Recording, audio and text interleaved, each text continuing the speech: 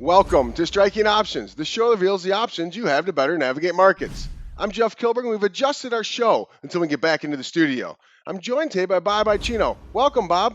Happy to be able to be here, Jeff. Well, Bob, a lot to digest this month of April. Let's start off with earnings season. We're seeing a lot of uncertainty in earnings season. We saw the big banks kick off this morning. Initially, they were well received, and now they reverse.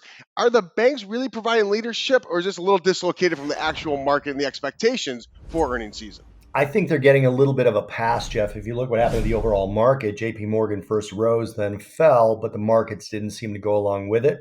I think certain companies, especially the banking sector, get a little bit of a pass because of the sort of uncertainty of the situation. It's interesting. We're in uncharted waters. We're seeing implied volatility. The expectations for the S&P 500 companies, on average, about 13%. So that means the Pacific stock in the S&P 500 can move up or down 13% subsequent to the earnings report. But we don't have any other period in history to really rely upon or measure like we do this earnings season, as we're seeing a lot of companies cut forward guidance. How do we navigate this without the forward guidance or some of the insight we typically are provided? What's interesting, I think this is one earnings season where the current earnings, as well as the lack of forward guidance, won't matter as much as what the situation is with the pandemic, at least in the early stage of earnings, which is where we're at right now.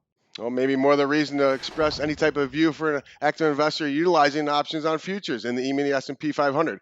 But let's shift gears, Bob. Let's hit it gold. We're seeing multi-year highs, nearly 1,800 traded this morning. Yeah, the multi-year highs in gold, I think, are likely to continue. We might even make a run up toward those all-time highs simply because the correlation between gold and the Fed's balance sheet, which was pretty consistent throughout history and then broke down in 2012, seems to be re-engaging, and it's a very strong correlation when it's working.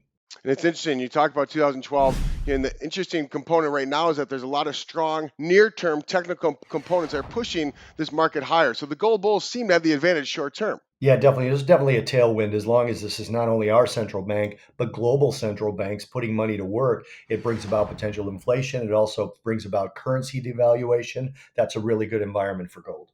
All right, and to tuck back into the earnings season here, Bob, we talk about technology. Technology has been the leading sector for quite some time. We did see a little bit of pause, and some of those names were indiscriminately sold during the March madness that we had to endure. But now, as we see technology in this new environment, this new economy, consumer behavior is changing rapidly. So is technology going to be that sector that leads us back up?